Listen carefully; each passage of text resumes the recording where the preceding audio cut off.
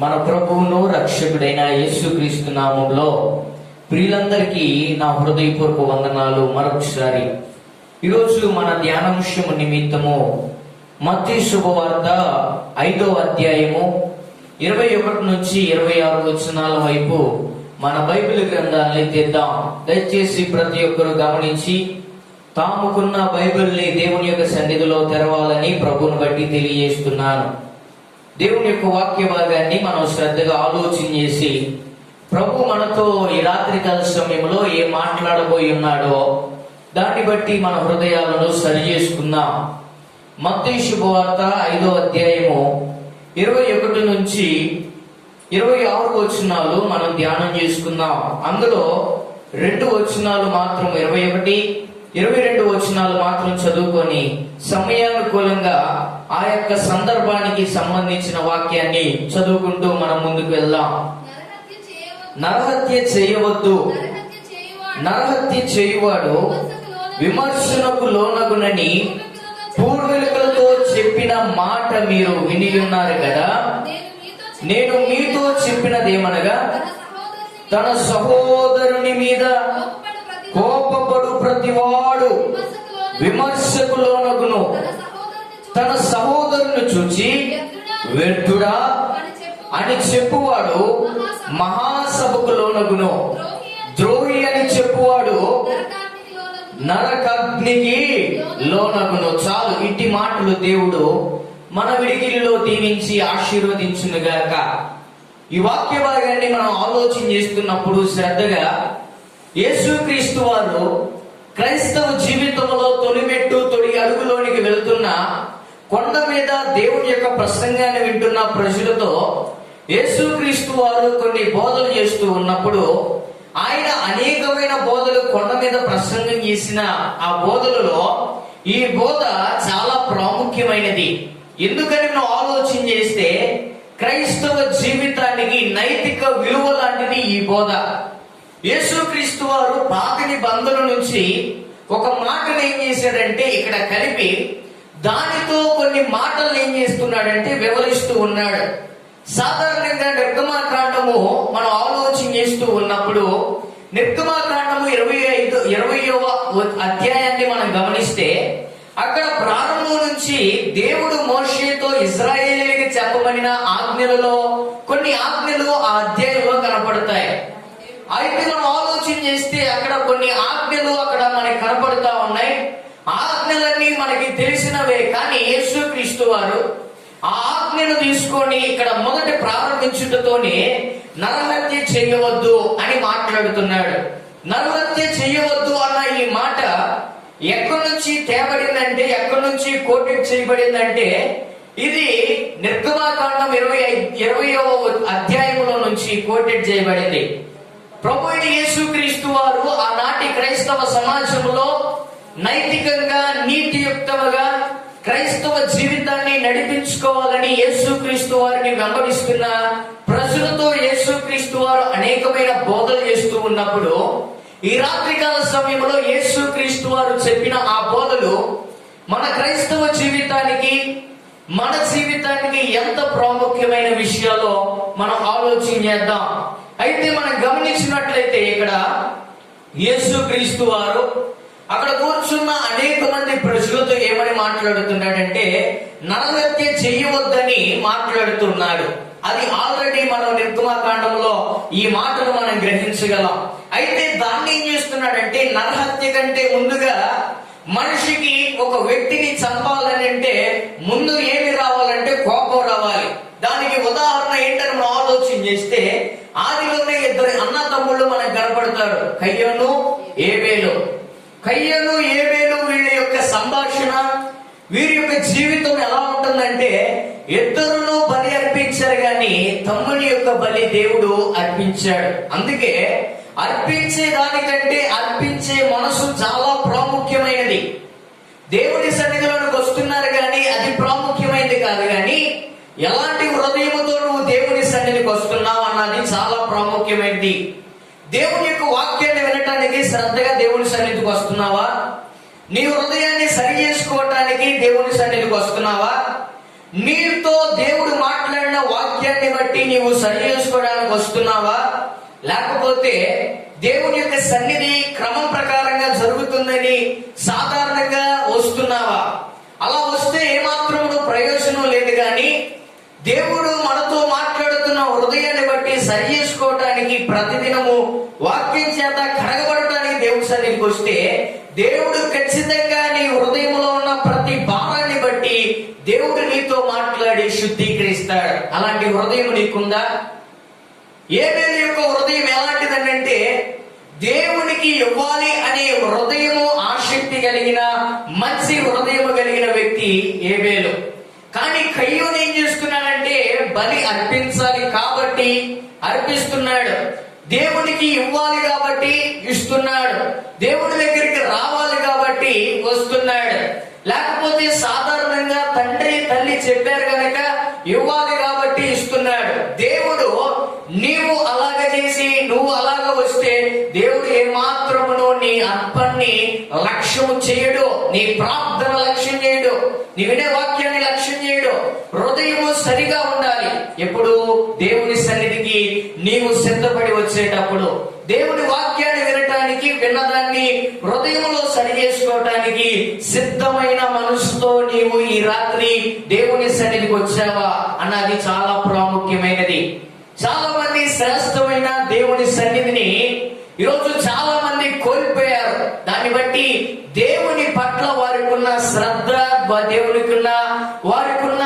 దేవుని పట్ల ఉన్న ఆ భక్తి ఏంటో మనకు అర్థమైపోతా ఉంది.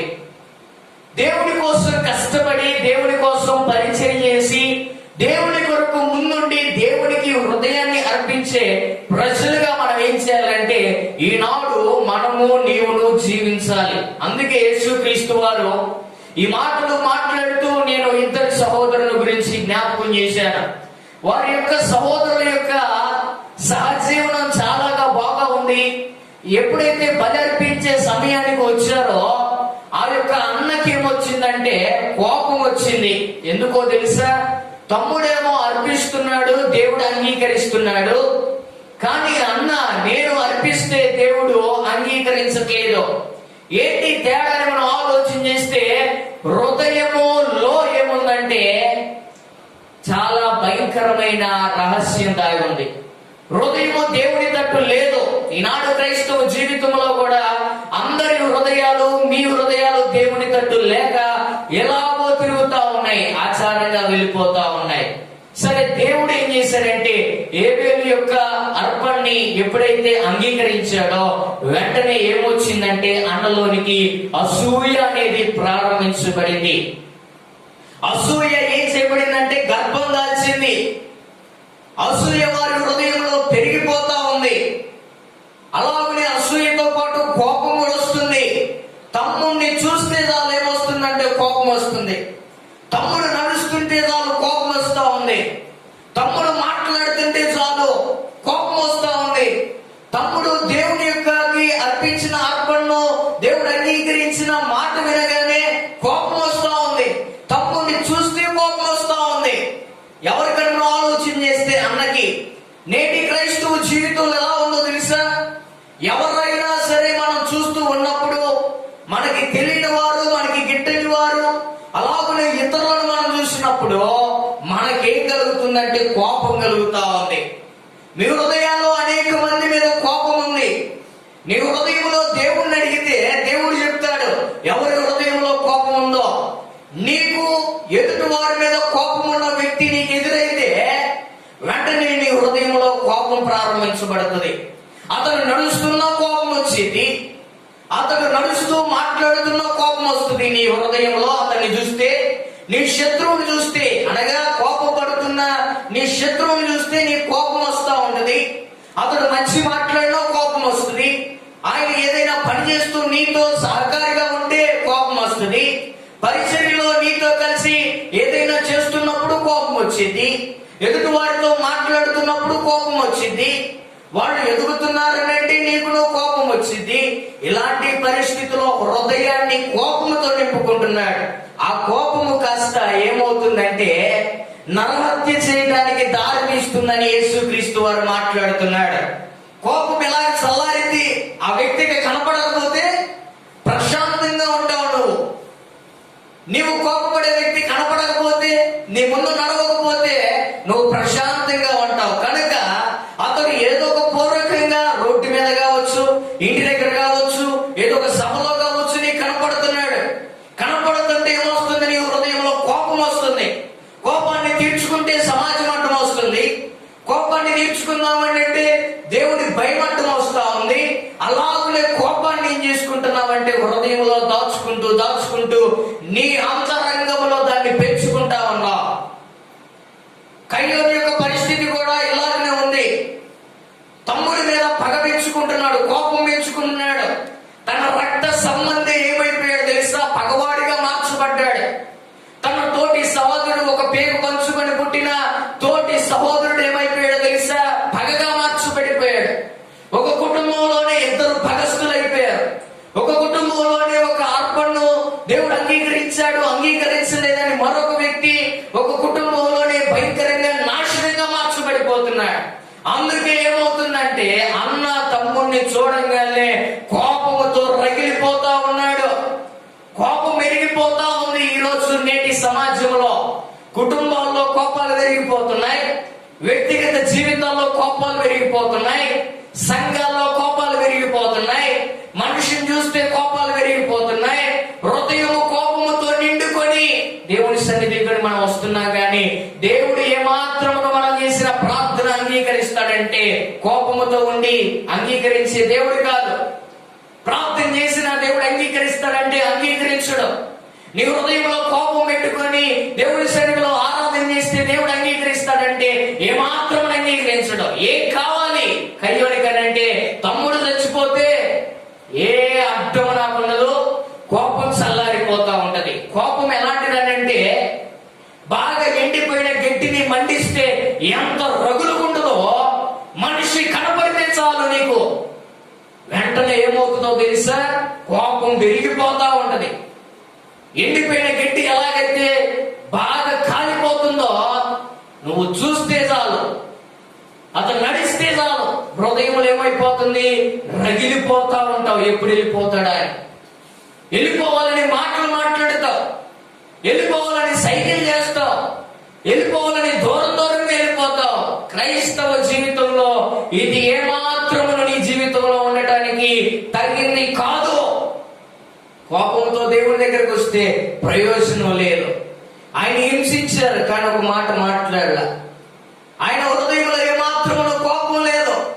యేసుక్రీస్తు వారు అంటున్నాడు, నన్ను వెంబడించాలనుకుంటే మీరు నా సిలువను ఎత్తుకొని వెంబడించాలి. క్షమాగుణం నీలో ఉందా? కోపం పెరిగిపోతే ఎన్ని అనర్థాలకు దారితీస్తుందో తెలుసా? కోపం రగిలిపోతా ఉంటే ఒక రోజు తట్టుకుంటావు, 2 రోజులు తట్టుకుంటావు, కోపాన్ని తీసివేసుకో. వెంటనే వ్యక్తి కనపడంగానే ఏదో ఒక దారిలోకి నువ్వు దిగుతూ ఉంటావు. అలాగనే కయ్యోను ఏం చేశాడో తెలుసా? తమ్ముడు చేస్తున్న పని, తమ్ముడు ఎదుగుతున్న ఎదుగుదలను, ఆశీర్వాదం చూసి ఓర్వలేక ఏం చేశాడో తెలుసా? ఆ యొక్క కోపము మరణానికి దారి తీసింది. వెంటనే ఆలోచన చేయాలి, అయ్యో ఇతను నా రక్త సంబంధే, నా తర్వాత పుట్టిన తమ్ముడే అని ఏమాత్రము విచక్షణ జ్ఞానం కూడా లేకుండా తమ్ముడిని ఏం చేశాడంటే భయంకరంగా రగులుతున్న కోపాన్ని తీర్చేసుకున్నాడు, చంపేసేసాడు, మరణింపజేశాడు. కోపము ఎంత భయంకరమైందో ఆలోచన చేయండి. ఒక మనిషిని భయంకరంగా హత్య చేయడానికి, నరహత్య చేయడానికి దారితీస్తూ ఉంది. నీ జీవితంలో అలాంటి కోపం ఏలుబడి చేయడానికి వీల్లేదు. శత్రువులను సైతం ప్రేమించే మనసు నీకు ఉండాలి. అలాగనే కోపపడేది ఎప్పటిదాకో తెలుసా? మన జీవితంలో దేవుని సన్నిధిలో సూర్యుడు అస్తమించక ముందే కోపాన్ని చల్లార్చుకోవాలి. కోపం మీద చాలా మందికి జయం ఉండదు. కొంతమంది అంటారు తెలుసా, ఇతనికి షార్ట్ టెంపర్ అంట. అంటే చూడగానే ఎదుటి వారికి కోపం వచ్చేస్తూ ఉంటది, ఎదుటి వారితో మాట్లాడుతూ కోపం వచ్చేస్తూ ఉంటది. షార్ట్ టెంపర్లు, అలాగనే లాంగ్ టెంపర్లు క్రైస్తవ జీవితంలో ఏమాత్రం పనికిరా. నీకు షార్ట్ టెంపర్ ఉంటే ఏంటి, లాంగ్ టెంపర్ ఉంటే ఏంటి, తొందర కోపం వస్తే ఏంటి, తొందర కాపు రాకపోతే ఏంటి, ఇది మాత్రం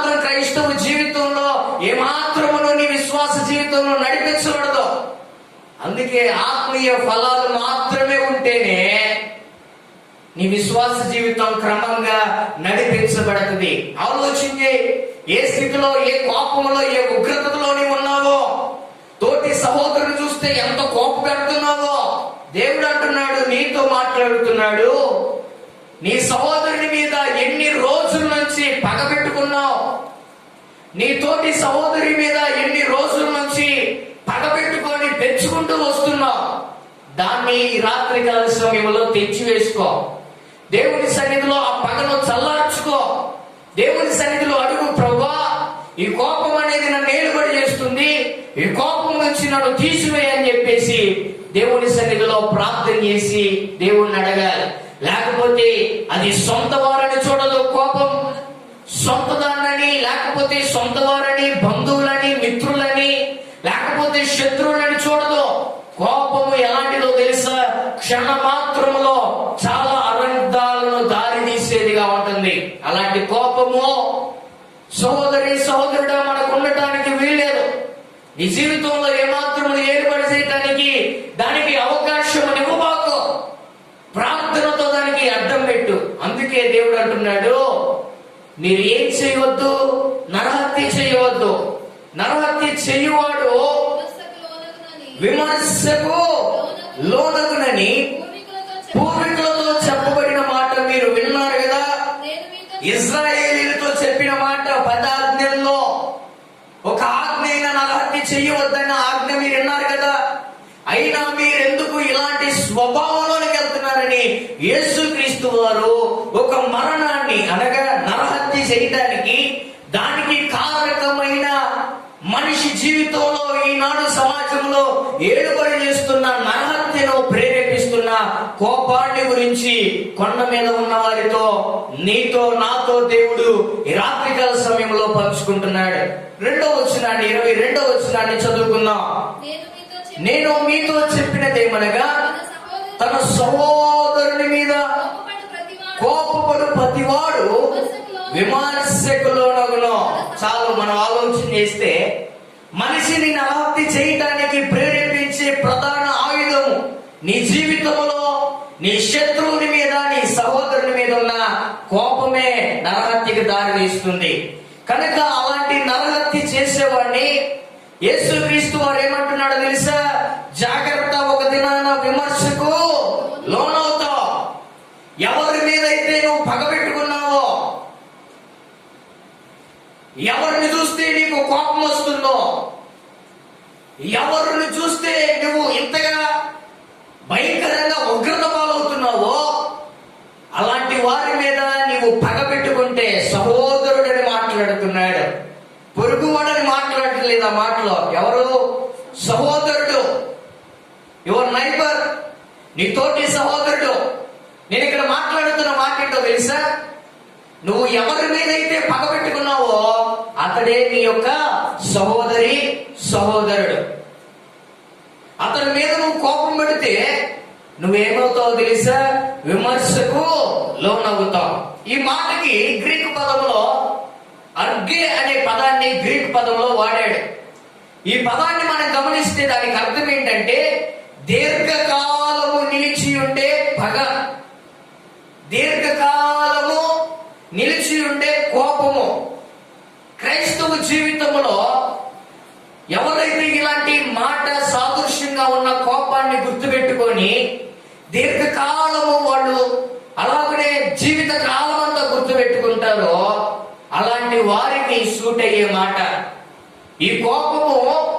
క్రైస్తవ జీవితంలోనికి మనం వచ్చిన తర్వాత సూర్యుడు అస్తమించే లోపు మనం ఆ కోపాన్ని తీసివేసుకొని సమాధాన పడాలి. నువ్వు వెళ్ళి క్షమాపణ చెప్పాలి కోపపడిన వ్యక్తితో. ఆ తర్వాత ఏదైతే మాట ఇప్పుడు మనం చదువుకున్నామో, ఈ కోపం అనంట సహజంగా మానవుని యొక్క జీవితంలో అది ఏం చేస్తుందో తెలుసా? సాతానుడు నీ హృదయాన్ని ప్రేరేపించి ఇంకా ఇంకా చూడగానే కోపం తెప్పించే విధంగా నిన్నేం చేస్తాడంటే దీర్ఘకాలము నిలిచి ఉండే కోపంగా ఏం చేస్తాడో తెలుసా? నిన్ను ప్రేరేపిస్తాడు. అందుకే మనం గమనిస్తే ఈ మాటలో ఎప్పుడైనా సరే కోపము సాధారణంగా ఉండాలి. అది హృదయంలోనికి చొచ్చుకొని పోయి మొక్క ఎలాగైతే నాటబడి ప్రతిదినం పెరుగుతా ఉందో మట్టిలో, అలాగ కోపం నీ హృదయంలో నాటబడి పెరగకుండా అప్పుడే నశింపజేయాలి దాన్ని. కోపం అనే మొక్క నీ జీవితంలో ఉండటానికి వీల్లేదు. కోపం అనే మొక్క నీ హృదయంలో ఎదగటానికి వీల్లేదు. అది ఎప్పుడైతే ఇత్తనముగా నీ హృదయంలో పడిందో అప్పుడే దాన్ని ఏం చేసేయాలంటే తీసి పరవేసేయాలి. దేవుని వాక్యాన్ని అందించి దానికి ముందు కొట్టాలి. అప్పుడేమైపోతుందో తెలిసది చచ్చిపోతా ఉంటది. అందుకే నేటి క్రైస్తవ సంఘంలో మనం ఆలోచన చేస్తే ఎవరంటే పడిపోవట్లేదు. ఎవరిని ఒకరిని చూస్తే ఒకరికి కోపం వస్తూ ఉంది. నేటి క్రైస్తవ సంఘ సమాజంలో వారిని చూస్తే, పరిచర్యలో పాల్గొంటే, మాట ఎదురు మాట్లాడితే, లేకపోతే వారు చేస్తున్న పనికి అడ్డం వస్తే, కంటికి కనపడితే ఒక తప్పును ఎత్తిబట్టి వీళ్ళు ఏం చేస్తున్నారంటే తోటి సహోదరులుగా కోపపడుతున్నారు. సాధారణంగా ఆలోచన చేద్దాం. ఒకనాడు ఒక సంఘంలోనంట ఇద్దరు వ్యక్తులు వంట చేయడానికి వచ్చారు. ముందు ఒక ఆమె వంట చేయడానికి వచ్చింది, తర్వాత ఆమె ఇద్దరికి పడదు, ఇద్దరు వంట చేయడానికి వచ్చారు. అప్పుడు ఒక ఆమె రాగానే ఒక ఆమె వెళ్ళి ఏం చేస్తుందో తెలుసా, వెళ్ళిపోతా ఉంది. ఇలాంటి క్రైస్తవ సంఘాల్లో పరిచయం చేసే పరిస్థితుల్లో ఏం జరుగుతుందో తెలుసా, కోపాలనేవి ఈర్ష్యలనేవి అడ్డం వచ్చి దేవుని నీతిని నెరవేర్చలేకపోతా ఉంది.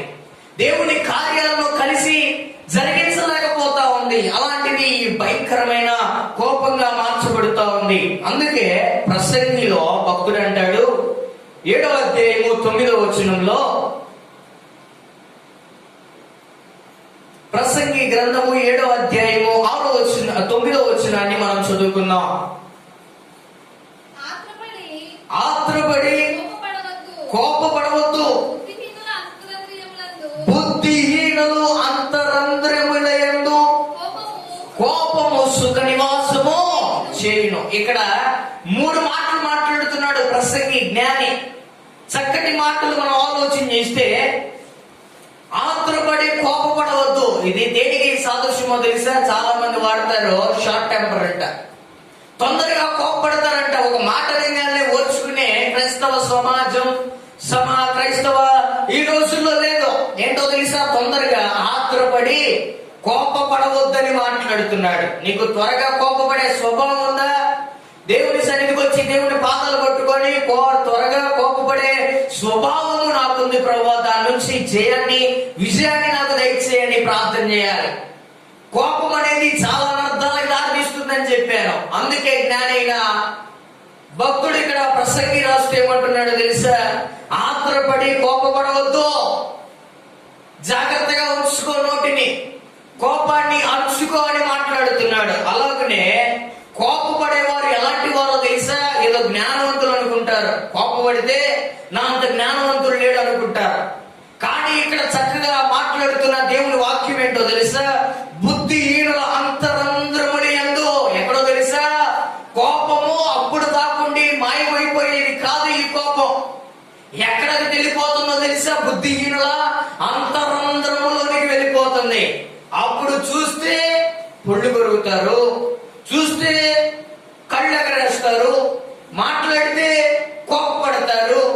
ఎవరైనా సరే మన మీద కోపం ఉన్న వ్యక్తి సమాధానంగా మన మీదకి వస్తే, ఏదో దేవుని వాక్యాన్ని విని సరి చేసుకుందాము, నీతో సమాధాన పడదామని వస్తే అతని హృదయం బానే ఉంటుంది, కానీ క్షమించే మన హృదయం ఏమైపోతుందో తెలుసా, అదే కోపంతో నిండిపోతా ఉంది. ఎందుకో తెలుసా? దానికి కారణం కోపము అంతవరకు లేదు, ఆ రోజు బట్టికి అందించిపోలా. భక్తిహీనుడిగా మార్చేంత వరకు కోపము అంతరంధ్రముల యందు చొచ్చుకొని పోయింది, పాతుకుపోయింది. హృదయంలో కోపము జొరబడిపోయింది. ఇంకా అది పోట్ల కఠినమైపోయింది. క్షమించాలన్న మనసు రావట్లేదంటే హృదయం కఠినమైపోయింది. నీ హృదయం ఎలా క్షమిస్తావు? కోపాన్ని ఎలా తీసేసుకుంటావు?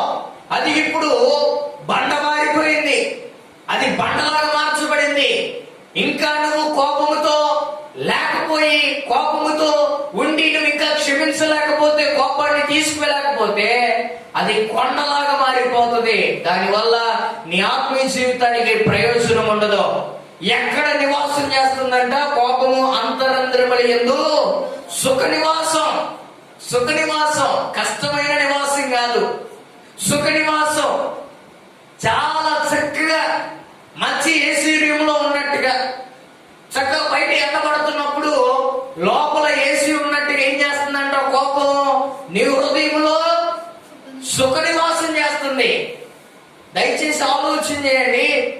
నీ యొక్క ప్రేరణ లేకుండా, నీ ఆలోచన లేకుండా కోపము నీ అంతరంద్రియములోనికి వెళ్ళటానికి అవకాశం లేదు. నీవు అవకాశం ఇస్తే తప్ప, నీవు ఆ కోపాన్ని, ఆ వ్యక్తిని గుర్తుపెట్టుకుంటే తప్ప, జరిగిన సంఘటనలను గుర్తుపెట్టుకుంటే తప్ప, అది ఏమాత్రము నీ అంతరంద్రియములోనికి జొరబడటానికి అవకాశం లేదు. నువ్వు పదే పదే ఆ వ్యక్తి గురించి ఆలోచన చేస్తున్నావు, జరిగిన సంఘటన గురించి ఆలోచన చేస్తున్నావు. పదే పదే ఆలోచన చేయటం వల్ల అతని మీద నీకున్న కలిగిన అభిప్రాయం అంతా చెడిపోయి అది నిలిచిపోతా ఉంది. ఎక్కడో తెలుసా? నీ అంతరంధ్రములలో సుఖ నివాసం చేస్తుంది. ఆలోచన చేయి. నీ హృదయాన్ని పరీక్షించు. దేవుడు అడుగు, ప్రభువా నా హృదయంలో ఎవరి మీద కోపం ఉందో అడుగు. అప్పుడు దేవుడు ఖచ్చితంగా నీ హృదయంలో ఉన్న అంతరంధ్రములో దాగి సుఖ నివాసం చేస్తున్న కోపం ఎవరి మీద ఉందో ఖచ్చితంగా బయలుపరుస్తాడు. సుఖ నివాసాలు చేస్తుంది. చాలా మంది జీవితాల్లో కోపము ఏలుబడి చేస్తా ఉంది, సుఖ నివాసం చేస్తుంది. కోపం వల్లే కదా అనర్థాలు దారి తీస్తుంది. కోపం వల్లే కదా కుటుంబాలు విచ్ఛిన్నమైపోతున్నాయి. ఆదిలో కోపం వల్లే కదా రక్త సంబంధికులు ఇద్దరు కొట్టుకొని చంపుకునేదాకా తెచ్చుకుంది. కోపం వల్లే కదా దేశాలన్నీ కొట్టుకుంటున్నాయి. కోపాల వల్లే కదా రాష్ట్రాలన్నీ కొట్టుకుంటున్నాయి. కోపాల వల్లే కదా ఈనాడు అనేక మంది కలిసి ఉండవలసిన వారు భయంకరంగా విచ్చలవిడిగా కొట్టుకుంటున్నారంటే, సహోదరుడు అర్థం చేసుకో. కోపంతో ఉన్నావు. కోపం నీ నిలబడి చేస్తుంది, నీ అంతరంధ్రములో ఉంటుంది. మనుషులు చూసినప్పుడు బయటికి ఉద్రేకం వలె బయటకు వస్తుంది. ప్రభు నీతో మాట్లాడుతున్నాడు. ఒకవేళ నీలో అలాంటి కోపమే దాగి ఉంటే రహస్యంగా ఇప్పుడు యేసుక్రీస్తు వారి యొక్క రక్తములో దాన్ని ఒప్పేసుకో. ప్రభువా, ఈ కోపము నా జీవితంలో ఏలుబడి చేయడానికి వీల్లేదు. ఒక క్రైస్తవుడిగా నేను జీవిస్తున్నప్పుడు, లేకపోతే ఇది ఆ భయంకరమైన అనర్థాలకు, మరణాలకు దారితీస్తా ఉంది. ఎంత బట్టికి నీ కోపం? ఎవరిచ్చారు నీకు ఎదుటి వారిని కొట్టడానికి అర్హత? ఎవరిచ్చారు ఎదుటి వారిని చంపడానికి నీకు అర్హత? ఎవరిచ్చారు నీకు ఎదుటి వారి మీద కోపపడటానికి? దేవుని వాక్యం మాట్లాడుతుంది, నీ శరీరం మాత్రమే నీకు అధికారం ఉంది, కానీ తోటి శరీరం మీద చేయటానికి మాత్రం అధికారం లేదు. ఈ మాటను ఆలోచన చేస్తున్నప్పుడు యేసుక్రీస్తు వారు చెప్పిన మాట, వ్యభిచారం చేయవద్దని చెప్పాను కదా. ఎవరైనా సరే ఒక స్త్రీని మోహపు చూపుతో చూచి ఎప్పుడైతే వారి హృదయంలో చేర్చుకుంటారో అప్పుడే పాపం చేసినట్లు, వ్యభిచారం చేసినట్లు. అక్కడ ముట్టుకోవట్లేదు, అక్కడ కొడట్లేదు, అక్కడ ఏమి చేయట్లేదు, ఎంతో దూరం ఉంది. కానీ ఊహలు ఏం చేస్తున్నాయో తెలుసా? నిన్ను చెడగొడుతున్నాయి. ఊహల్లో నీకు కోపం ఉన్న వ్యక్తిని ఎన్నిసార్లు కొట్టావో,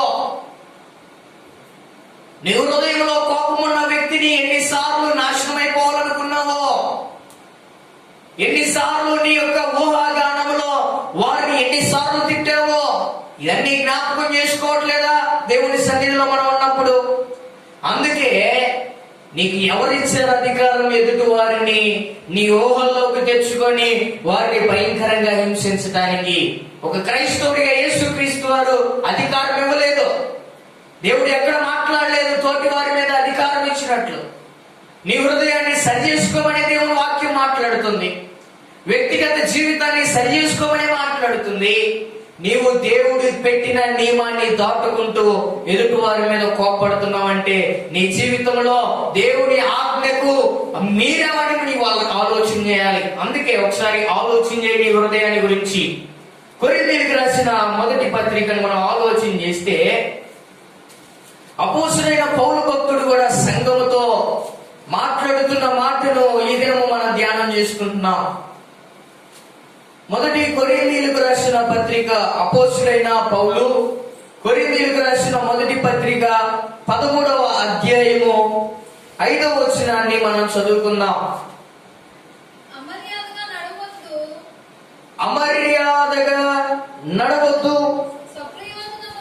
సప్రయోజనమును విచారించుకొనదు, త్వరగా కోపపడదు, అపకారమును మనసులో ఉంచుకొనదు. ఇది దేని గురించి మాట్లాడుతున్న మాట తెలుసా? ప్రేమను గురించి మాట్లాడుతున్న మాట. అందుకే మొదటి వచనములో మనుషుల భాషలతోనూ దేవదూతల భాషలతోనూ నేను మాట్లాడినను, ప్రేమ లేని వాడనైతే వ్యర్థుడనే. దేవుని యొక్క నామం మహిమ కలుగును గాక. మన జీవితంలో హృదయంలో ఒకటి ఉంటే ఒకటి ఉండదు, రెండు ఉంటే ఎప్పుడు దెబ్బలాటే. ఎలాగో తెలుసా? కోపం ఉంటే ప్రేమ ఉండదు, ప్రేమ ఉంటే కోపం ఉండదు. రెండు ఉంటే ఎప్పుడు కొట్టుకుంటానే ఉంటాయి. ఇటు ఎదగలేము, ఇటు పడిపోతాం. అందుకే ప్రేమ ఏం చేయదంటే త్వరగా కోపపడదు. ప్రేమ ఉంటే కోపపడం. అందుకే ఇక్కడ మాట్లాడుతూ వచ్చిన మనం చదవబడిన వాక్య భాగంలో 5వ వచనంలో ప్రేమ త్వరగా కోపపడదు.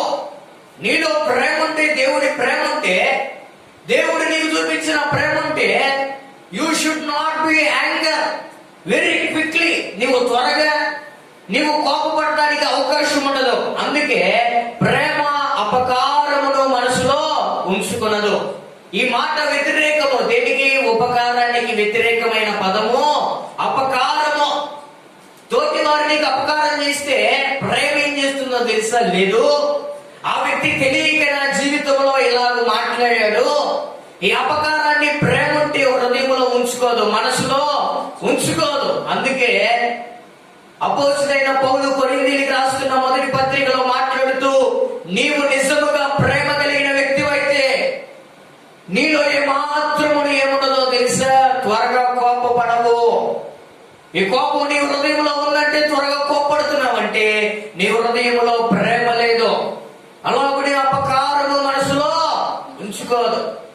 ఒక చిన్న బిడ్డ గురించి ఆలోచన చేస్తే, చిన్న బిడ్డ 5 సంవత్సరాల వ్యక్తి నిన్ను చిన్నపిల్లవాడు కాలుతో కొట్టాడు అనుకో, నువ్వు త్వరగా కోపపడతావా? పడవ. ఎందుకో తెలుసా? ప్రేమ. ప్రేమ కాలుతో కొట్టినా, ఎత్తుకున్నప్పుడు మన యొక్క భుజాల మీద యూరిన్ పోసినా, లేకపోతే ప్రేమ కలిగిన వ్యక్తి ఉమ్మూసినా కోపం రాదే. ఎందుకు?